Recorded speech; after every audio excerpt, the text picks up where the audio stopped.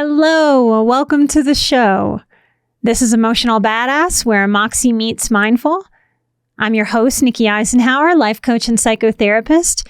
And on today's episode, we're discussing the do list and the don't list.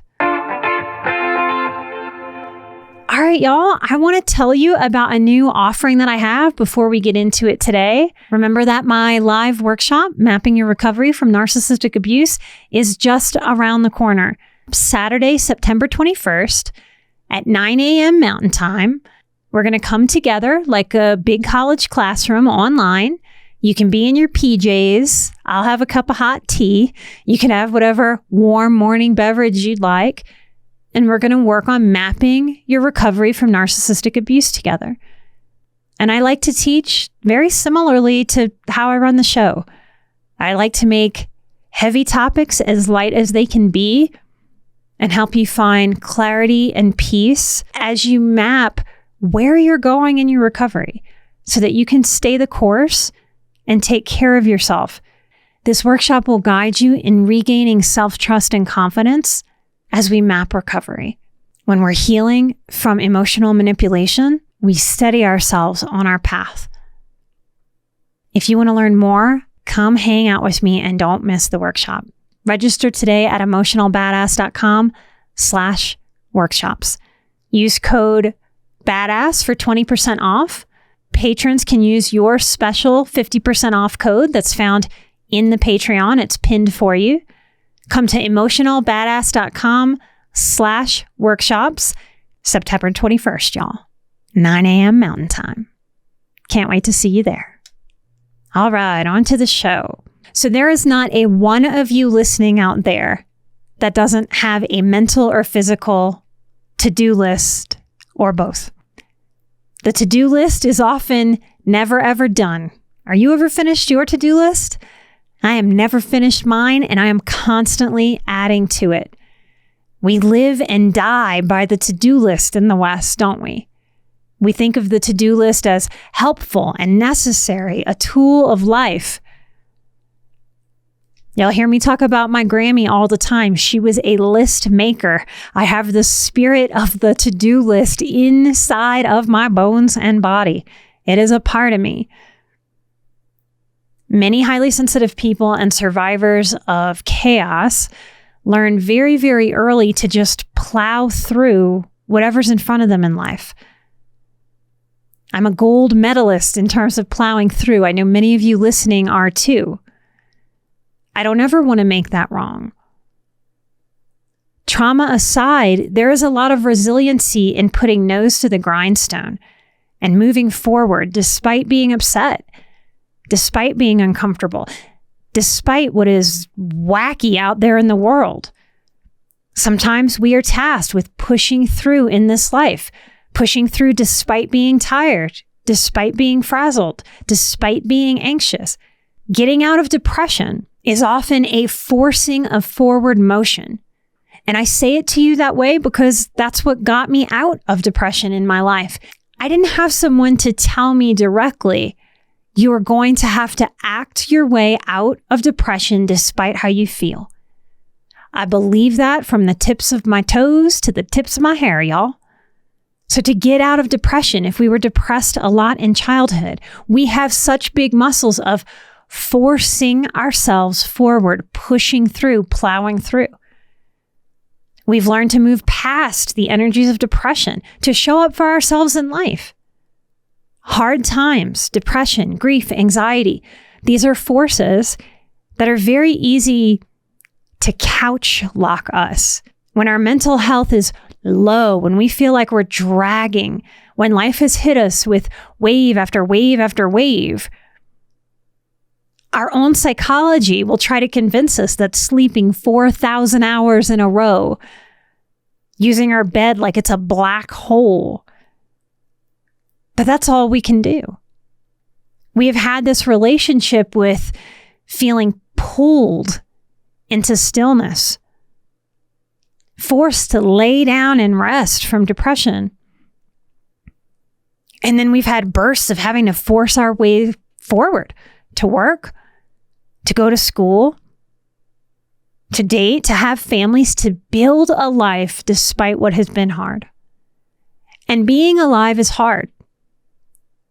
I was talking to one of my moms that works with me recently, and I was hearing about the new school year stresses and struggles, and schools are back in session this month across the entire US.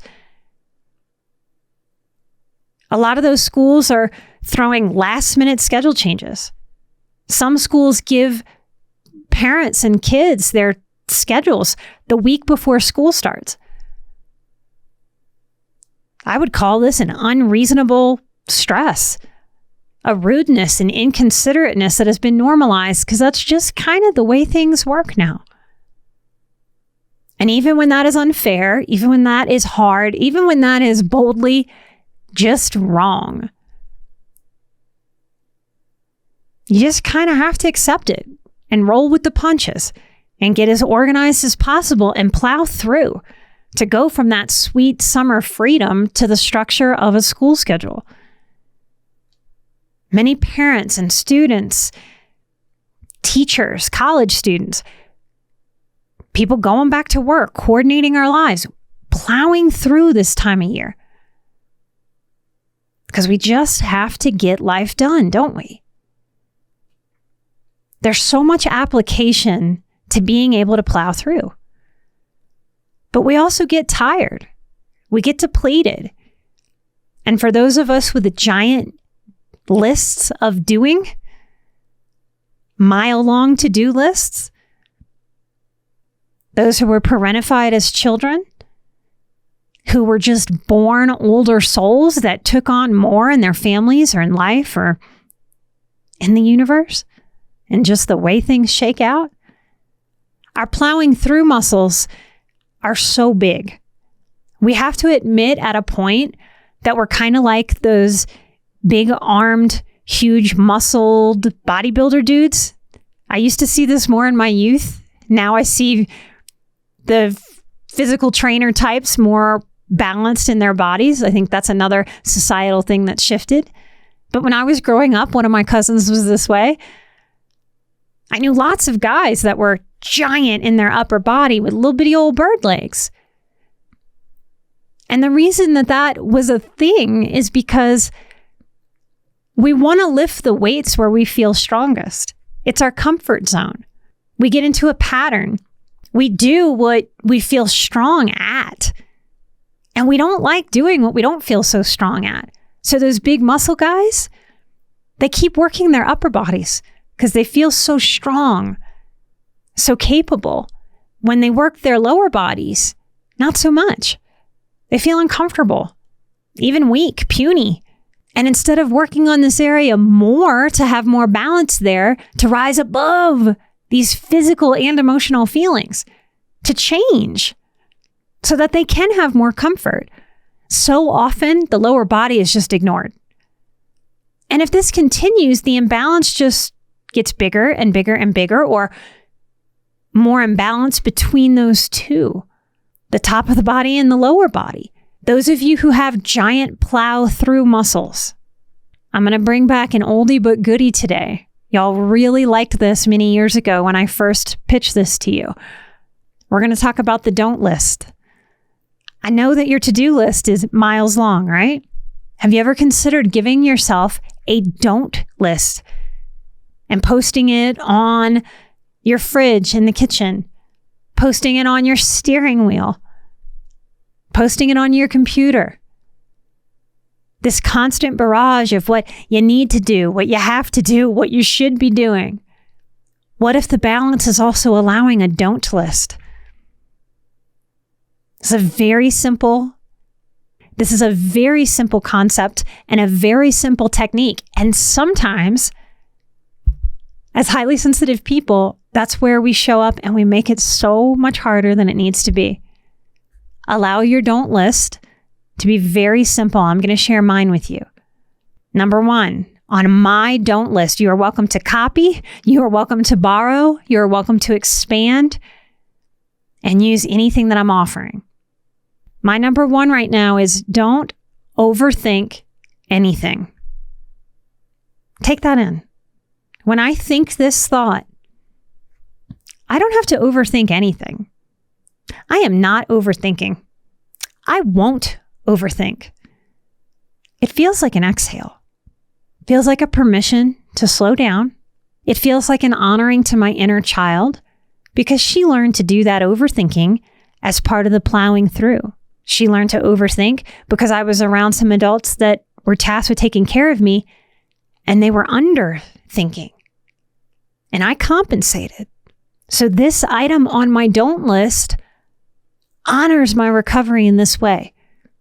It respects my mind and body of today in 2024 because it respects my mind, my body, and my experience when I was a very small kid and a younger woman. What would it be like if you allowed that you don't have to overthink either? How do we get to just thinking if we don't ever give ourselves the permission that we no longer need to overthink? This is more than just an idea. This is more than just a statement and a few words strung together.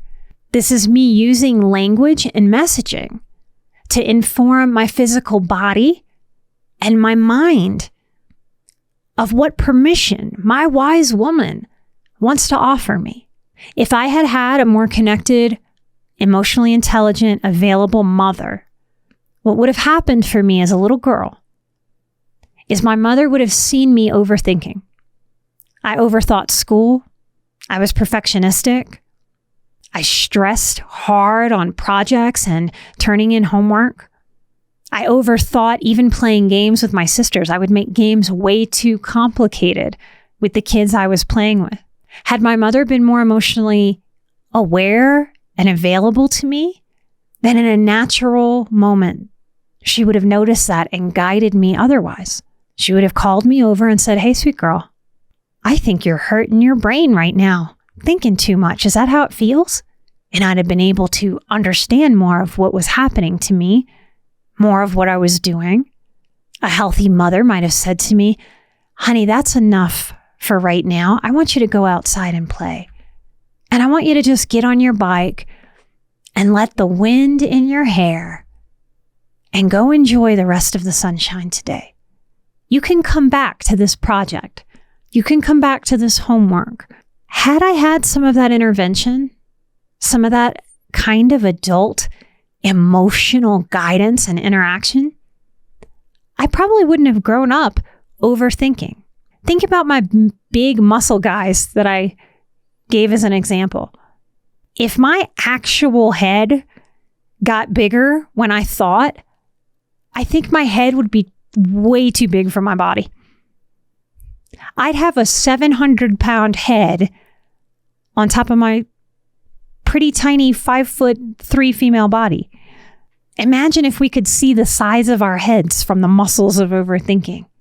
If we had that sort of physical manifestation of our overthinking, I think so many of us would prioritize just learning how to think. So this is an important one on my don't list. Don't overthink anything. Number 2, don't apologize for my sensitivity. I'm going to say that one again because this is a big one for this community. Don't apologize for my sensitivity. Not out in the world when I'm walking around and something happens and I realize, yep, I really am different. I'm a highly sensitive person and 80 to 85% of the people out there are not. And that makes me different. And we can use any word there. We can embrace any word that we need to. I've been called weird. I've been called strange. I've been called odd. I've been called crazy. I can embrace any of those words if I want to. I will not apologize for my sensitivity. Not outside into the world, not to other people. And here's a biggie, you guys. Not even to myself. Part of what's been going on at my house in my personal life lately is a house is being built next door and I needed to have some work done on the deck. I have about melted down from overstimulation from sound. And I caught myself judging myself harshly. It's so easy to slide into. It doesn't matter how much I know. It doesn't matter how much I teach these concepts. It's the same for you in this way as it is for me. I will forever be working with my original programming. Because in times of stress, when life rubs me raw, that old programming shows up. Because it's what I learned and how I learned how to be in the world when I was stressed. So the stress, the rawness of constant sound, I've been hearing sometimes today it started at 7 a.m. 7 a.m. to sometimes 8 p.m. Beep, beep, beep, beep of the machines. Now, if I was talking to any client, it'd be really easy for me to sit with that client and extend compassion, understanding. I'd break down how reasonable it is. That sound is a big deal. We know that we can torture people with repetitive sound. Actual torture. That is what prisoners of war experience, like war crimes. We do that with sound. I could give that away so easy. But in being run down raw with it, I caught myself being unkind to myself about my own sensitivity. Why are you so raw? What's wrong with you? The classic, right? Giving myself a hard time on the inside, which is the original programming I grew up with for being sensitive, particularly in a home with not a lot of sensitivity and a lot of personality disorder, dysfunction, and abuse.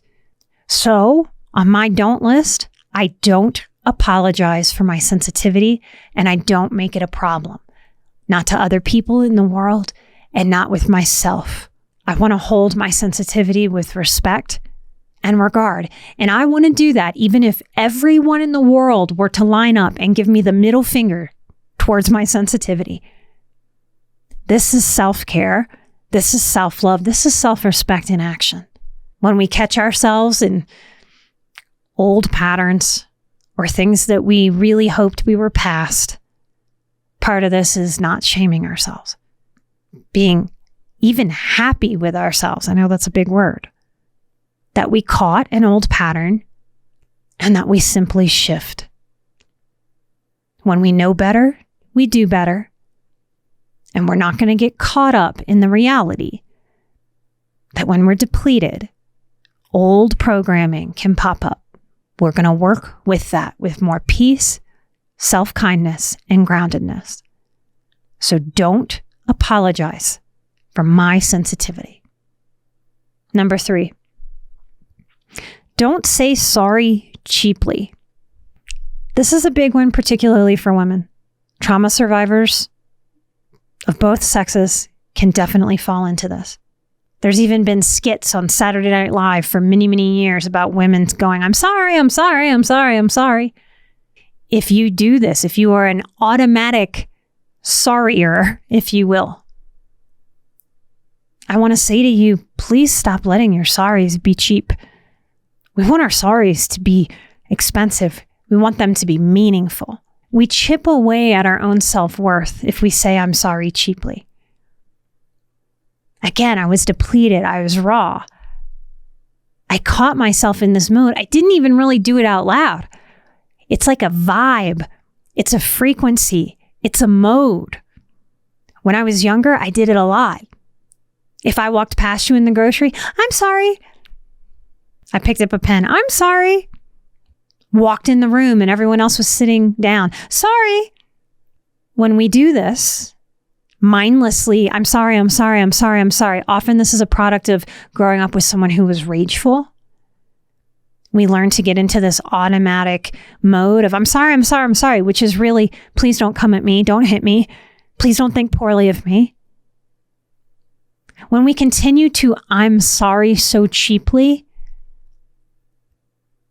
it's not about the thing we're saying. It's not I'm sorry that I walked in the meeting late. It becomes this psychological, I'm sorry for existing. I'm sorry I make noise sometimes. I'm sorry I'm not invisible and you had to see me. I'm sorry I exist and take up space. I'm sorry your eyeballs had to do the work of looking at me when I walked in. It is like we are apologizing for freaking existing, and it is wrong. So as a principle, I don't say sorry cheaply. And if I do, I want that sorry to be meaningful. I want to have learned a lesson. I want that I'm sorry to contain these elements. I'm sorry. I see what I did here that hurt you or wronged you. I see my mistake. I see my misstep. I'm doing some work so that I don't fall into this trap again, so that I don't hurt you again. Doesn't mean I do it perfectly. It doesn't mean, particularly with the people closest to me, my husband who shares space with me, doesn't mean I don't trip in that hole again. But it means an honest, earnest commitment to my sorry not being cheapened and it being meaningful. If this one matters to you, if this one resonates with you, I'm going to teach you a little trick here. Instead of automatically, I'm sorrying through your life, flip it to thank you. Instead of walking in the meeting and you didn't realize it already started or you were a few minutes late, instead of I'm sorry, thank you for waiting, or thank you for receiving me. If you're 5 minutes late, thank you for waiting. If you did something wrong to someone, thank you for telling me I wronged you directly. I appreciate that. You can flip all of those cheap I'm sorries, almost all of them, to thank you. Thank you for understanding I'm an imperfect human. Thank you for giving me some grace there. Thank you for giving me a chance to catch up. It's quite the muscle and quite the exercise to give yourself permission to shift to thank you. All right, number 4. This is a physical one. Don't over-caffeinate. Y'all, I love caffeine. I love it so much. If there were no negative side effects to caffeine, I would mainline caffeine. I would drink it all day long. I like the richness of it. I'm a high sensation seeking person. On every level, I like being able to play with my mood, play with my energy. Remember those old boom boxes? If you're old enough to remember those, you could adjust the bass and you could adjust the treble. You could adjust all the little sounds it could make. I like playing with caffeine that way. Years ago, I gave up coffee as a little experiment. Not all caffeine, but coffee. And I shifted to tea. And I hate to admit it, but it made a big difference. The way that coffee caffeine hits is just harder. There's no getting around it. Dr. Andrew Weil, one of my favorite integrative doctors that has a public voice, I've heard him say that it really does hit differently. Shifting to tea can be very beneficial.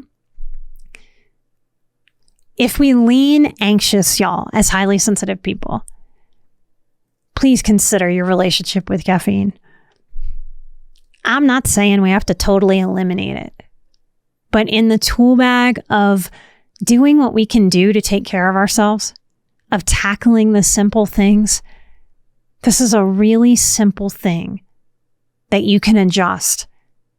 Do an experiment with it. Just dial it down. Maybe cut it in half for a month. Check in with yourself. Are you less jittery? Are you less on edge? Do you get more sleep? Do you get better sleep? For me, this is a really important one. And if I feel my caffeine intake cranking up, because it's a cycle, right? You get raw, you get depleted, we caffeinate more. Don't over-caffeinate is an important one on my don't list. All right, and the last one, I just want to do 5 today. Don't compare to others. This is the source of so much stress, so much frustration, so much kicking ourselves and our own self-worth and our own self-esteem. We don't want to compare to others. We want to compare to our own past.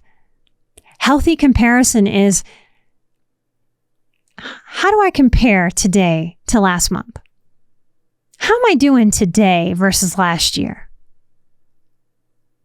Where am I today versus 5 years ago? Where did I think I'd be when I was 15? And where am I now? When we compare to our own past, we're bringing the challenge to our own selves and our own life.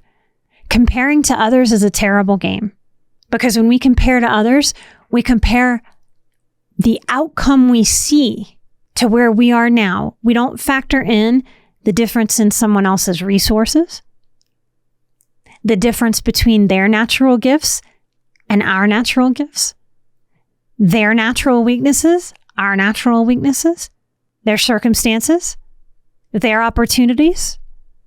So much is different. Don't compare to others.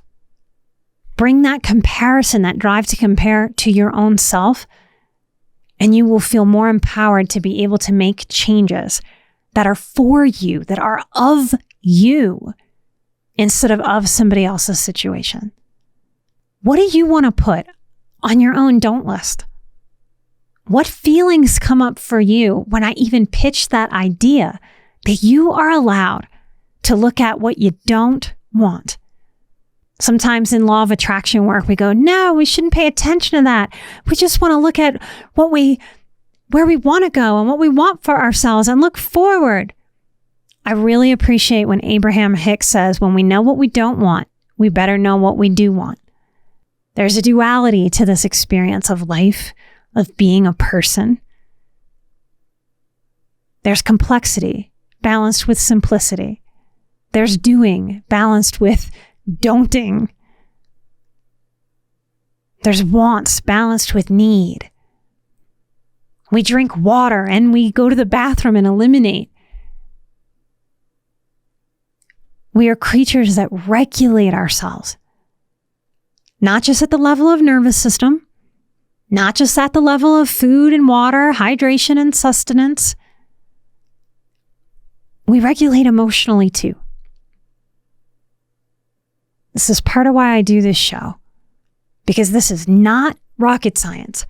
It's just very few of us ever had a class on emotions and balance, on real self-care, the way that we did in math and history and science, social studies. When we feel lacking in any area, we can strengthen. I hope the muscles of the don't list help you find a strong balance in what you don't have to do anymore. And I hope that that gives you space to be able to do what's on your to-do list with a little more peace, a little more restfulness, a little more ease, and always more life. Before I close out the show, I want to do some Patreon shout outs. When you come join the Patreon community at patreon.com/emotionalbadass, you get commercial-free episodes. You get an exclusive episode that you cannot hear anywhere else. And you get a shout out. You also get big discounts to everything that we put out. I want to thank these patrons for being part of this circle. We put out a lot of support, a lot of emotional education, and Patreon people, it really feels like y'all give us support back. Patreon is how I support the team that gets the show out.